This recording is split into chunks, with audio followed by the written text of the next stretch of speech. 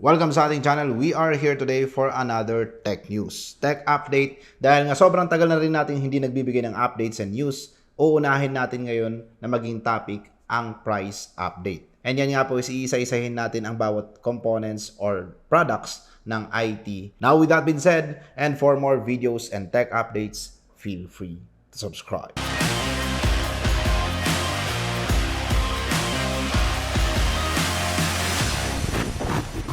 This video is brought to you by SCDKey, the best website that you may visit in terms of very affordable deals and best offer para sa application softwares, games, and yes, operating system. And there you are, you may check the Windows 10 Pro, and by using our promo code, ma-avail mo lang siya ng around $14.95 or 700 plus pesos. That's it mga kaibigan. Check the description below. May mga links po tayo dyan to go directly sa kanilang website. Alright, so let's start right away. Sisimulan ko po sa component na may pinaka-significant ang price drop. And that is all about SSD. Okay, so SSD might be napapansin ninyo na hindi naman ganun kalaki yung price drop. Pero if you try to check the percentage kung paano nag-drop yung pricing nila, sobrang significant to compared nung January or February. Sobrang laki nung binaba. Like for example, we will go for the 240 gig. Back then, nasa 1,500 nung nag-drop siya from 2,500. Pero ngayon, makikita na natin na mga 240 gig is nasa around 1,000 more or less, regardless kung anong brand. So, wala nang rason yung iba dyan na sinasabi nilang we are going for those medyo hindi kilalang brands dahil nga sobrang layo ng difference. Pero as the pricing goes lower, diminishing na rin kasi yung difference. Dati-rati kung sasabihin nyo yung mga hindi kilalang brand, nasa 500 yung difference nila, kaya mas binebenta or mas ginugusto natin yung mga yun. Ngayon naman, makikita na rin natin ng mga Western Digital, Crucial, or Team Group. Nasa ganung pricing na rin sila. Kung merong mang difference compared dun sa mga hindi masyadong kilalang brands, mga 200, 100, ganun na lang yung difference. And ayan po yung mapapansin natin ngayon sa ating market. Kaya naman dun sa mga nagbabala dyan na bumili ng mga higher capacity, like 2 tera, 1 tera, sobrang laki na po nung binagsak. Dati-rati, if you will go for a Western Digital block, kadalasan nasa 10K and above.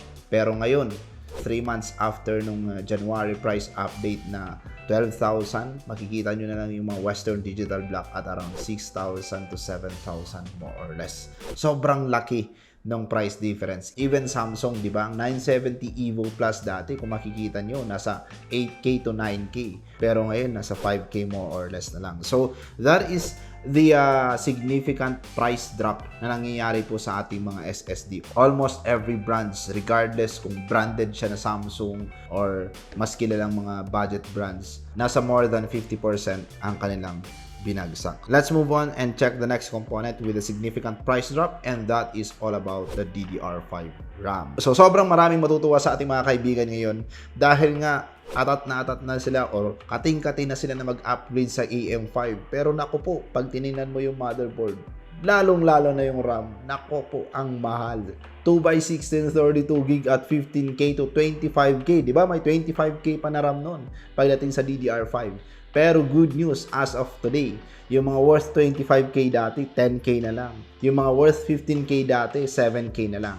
And ang kagandahan as of now, you can now have a 2x8 16GB. Dati-rati kasi pag sinabi mong DDR5, you don't have any choice but to go for a 2x16 32GB. Pero ngayon may 2x8 16GB na DDR5 and at a price point of 4,000 plus. Diba? Sobrang sulit na ngayon na mag-upgrade sa AM5 or sa mga latest Intel 13th gen processors. Okay, so hindi na napapakamot ulo yung mga ibang kaibigan natin dyan that a bit into budget or just want to have a mid-tier. I may now recommend that you may now check those new platforms. And next is, of course, processor. Okay, so kung usapang 5600X dati, nasa 18K.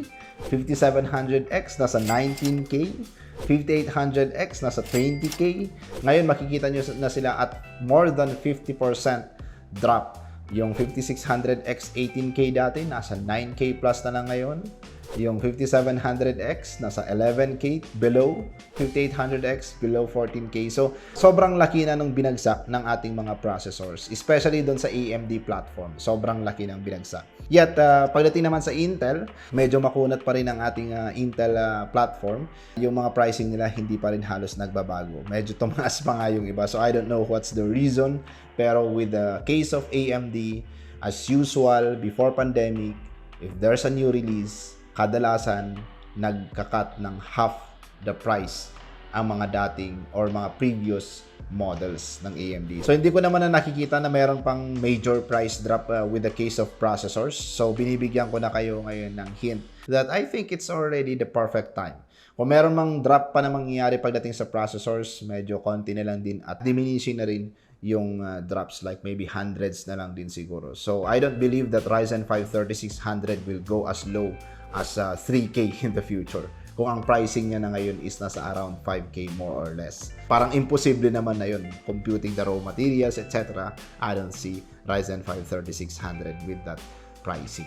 Okay, so let's move on to the next component. And the next one is, of course, your favorite, video card. With the case of video card, nauna na silang nag-price drop before pa, mga around January, February, mayroon na mga price drop na nangyari until nung pagkatapos nung naubos yung mga models na yun, automatically wala na mabibili sa market. Like for example, with the case of Power Color, di ba? RX 6600 was at 14K. Akala na ng iba, babagsak pa yung RX 6600 ng Power Color. Kaya yung iba medyo nag-hold pa. Pero yun nga lang po, sad to say, hindi na po siya nagbagsak dahil nga po, hindi na rin po sila nag-distribute. Yung mga nakititirang MSI na nakikita nyo rin ngayon, pag naubos na rin yan, wala na rin pong kasunod. But I doubt naman na wala nang kasunod. Most likely, magkakaroon naman siguro. Pero siguro hindi ko lang nakikita na as soon as possible. Kaya medyo maingat tayo pa rin ng konti pagdating sa video cards, especially yung mga RX 6600. Yung pricing ngayon may be the final pricing, tapos wala nang kasunod. Then maybe kung ibabalik man ang RX 6600 in the future, most likely baka few months from now and significant din yung drop. Pero I don't see it going below 10K. Baka above 10K pa rin. Pero tingnan natin how will it go in the future. Kasi nandito halos sa Pilipinas yung mga brands and nakausap ko yung ilan sa mga representatives nila from Taiwan and they said na wala na kaming stock. Pinapaubos na lang namin yung mga meron kami. Then the RTX 3060, dito natin medyo mas makikita yung mga price drops. Like for example, RTX 3060 back then is wala kayong mabibiling 12 gig na variant below 20K. Pero as of now, meron na tayong mga nasisilip. Like for the case of Palit, Zotac, I don't know if they will also follow. Pero Palit is nauna na sila. And the 8 gig variants may go as low as 15K plus. And I have spotted also some of those models na medyo malapit na dun sa ganung pricing. RTX 3050 is at around 15K plus na as of now. So, sa mga namamahalan sa RTX 3050 dati na 20K plus na saan ang hustisya dito sa pricing na to? RTX 3050 is just a revamp, 1660 Super with just RTX, naka-slap dyan. Tapos ganyan yung pricing. Ang mahal naman ng RTX na feature na yan, 5K. Ngayon, medyo malapit na sa katotohanan. Pero as of now, ang meron pa lang na ganong pricing is Palit din na brand. So, Palit is not really a new brand in the market naman. So, it's a good thing to consider, especially if you are going for the bang for the buck option brand na gusto mong secure ka pagdating sa warranty. Kasi pagdating naman sa warranty, Palit is under distribution that has a very, very good reputation pagdating sa after sales. They are also the distribution that handles the brands like Sapphire, Gigabyte, and other brands out there ng storage like Western Digital, Corsair. Itong susunod natin component is isa sa mga bibihira na component na nagkakaroon ng price drop. Pero it's shocking that as of today, meron ng mga napapansing price drops pagdating sa kanilang lineups. So these are the motherboard components. Mapapansin nyo sa mga brands like Asus that their high-end or mid-tier to high-end lineups are dropping by around 2 to 3K from dating SRP. So, I think other brands may follow in the future. Pero hindi ko naman masasabing as soon as possible But since Asus initiated the price drop pagdating sa motherboard, then we may have the hint that other brands may also follow. Pero hindi ko naman nakikita na ganun din kalaki yung price drop. So kung may opportunity kayo to avail this kind of motherboards that got this price cut, avail it as of now.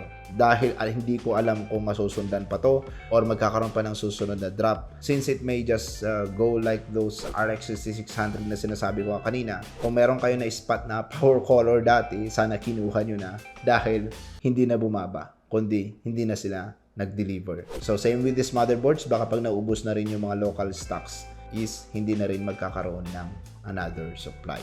So I think these are just price drops or sale to support those aging stocks na meron tayo locally. So yung mga price drop kasi ng Asus is spotted with those models like Z690, B660, doon natin mas napansin, or sa mga higher end models, pero not with those entry and mid-tier models. Then for those guys who questions about products naman like cooling system, power supply, chassis, eto yung mga products na stable pa rin as of today.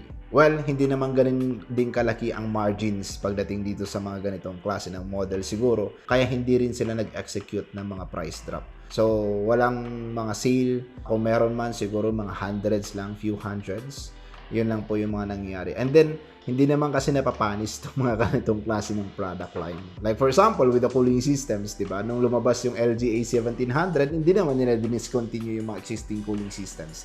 What they just do is they release bracket for those stocks available locally. So, yung mga sumunod ng mga restock, automatically meron na nakalagay sa mga packaging nila or sa mga box nila na LG A1700 bracket. So, yun naman yung napansin natin sa mga cooling systems. With the case of chassis, power supply, bibihira yung mga yan. Kung meron man siguro it's all about brands na lang na they want to have a sale dahil medyo mababa na ang kanilang benta as of now. Yun na lang din siguro. So for new products as of now, April 2023, RTX 4070 is now at last available in the market. So RTX 4070, kaya sa mga nag-i-spot dyan ng RTX 3070, medyo mag-ingat-ingat kayo, lalong-lalo na kung yung pricing is nasa 30k plus pa. 4070 is initially spotted with Zotac brand at 37, 38, not more than 40k yung kanilang pricing. So if you try to imagine, 3070 is widely available here in the Philippines and kadalasan yung pricing niya nasa below 40k and more than 30k. So kung ganun na lang yung price difference ng 3070 and 4070, medyo mag-step back ka na. Wait for the RTX 4070. I spotted some models from Gigabyte, MSI, and Asus, and the pricing is really great. So, hold on lang muna sa mga budget natin dyan. And for the chassis, pagdating naman sa ating mga naghahanap ng bang for the buck, TechWare is back to release their Vision series. Pero now, it's better. The revamped model of Vision M comes with a good or better clearance for airflow. So, hindi na lang tempered glass na buo dun sa harap, kundi meron na rin siyang mas maganda pang clearance sa side vents for a better ventilation or intake. So, yan po yung mga huli nating updates lang pagdating sa product updates. So, this tech news or tech update is just more on the price drop. That it's now the right time to avail your new components dahil may mga price drops na, especially, I may say it again, SSD. Sobrang sulit ng kanilang mga 1 tera, 2 tera, yung mga higher capacity. It's time now to go for those higher capacity. Leave those 240 gig. Actually, medyo nakikita ko na rin yung diminishing demands pagdating sa 120, 240. Kadalasan nasa 480 na. Yun na yung parang kumbaga benchmark as of today. Wala na masyadong bumibili ng below 480 gig. Pero of course, there is still good market for the lower capacity. Pero more on the 480 gig or 500 gig and above na ngayon. Dahil sobrang baba na rin yung kanyang pricing. And yun nga po, nang dahil dyan, there is also a declining demands pagdating na sa mga hard drives. Pero quick tip before I will end this video, iba pa rin ang security pag naka-hard drive ka. Nasubukan nyo na bang nasiraan ng SSD? Could you recover it? Now, I may leave that as an open question para sa ating mga kaibigan dyan, para magkaroon naman tayo ng conversation sa ating comment section.